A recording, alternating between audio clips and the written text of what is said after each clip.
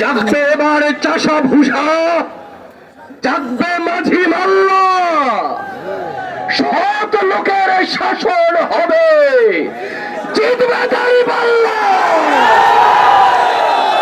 সংগ্রামী তৌহিদি জনতা, আমার সংগ্রামী সহযোদ্ধা ভাইরা, আজকে রামগঞ্জে দাঁড়িপাল্লার সমর্থনে যে গণ বিপ্লব সাধিত হয়েছে, আমরা মনে করি এই বিপ্লব শুধু রামগঞ্জ নয়, এই বিপ্লবের ধোঁয়া আজকে সারা দেশ ব্যাপী বইছে।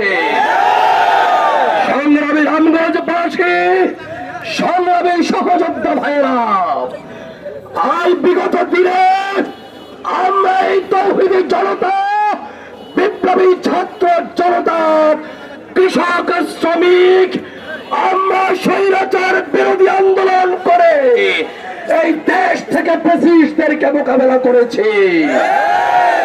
এই দেশ থেকে দুর্নীতি মুক্ত করার জন্য, এই দেশকে সন্ত্রাস মুক্ত করার জন্য, এই দেশকে মাদক মুক্ত করার জন্য বিশ্বের দরবারে মাথা উঁচু করে দাঁড়াবার মতো একটি রাষ্ট্র হিসেবে প্রতিষ্ঠিত করার জন্যই আমার ছাত্র জনতা জীবন দিয়েছে।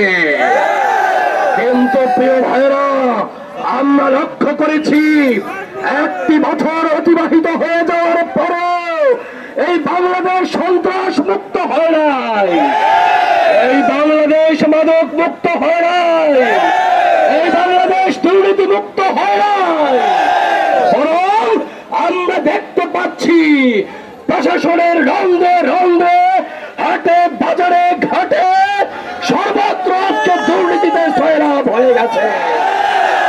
আজকে আমরা বলতে চাই, এই দুর্নীতির কারণে, চাঁদাবাজিকে কেন্দ্র করে পাথর মেরে মানুষ হত্যার ঘটনা ঘটেছে।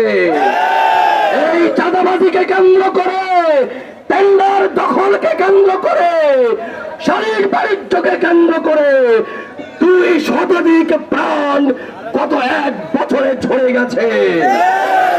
আমরা বলতে চাই, বাংলার মানুষ আর সন্ত্রাসীকে দেখতে চায় না, বাংলার মানুষ আর দুর্নীতিবাজ দেখতে চায় না, বাংলার মানুষ আর মাদক সম্রাটদেরকে ক্ষমতায় দেখতে চায় না।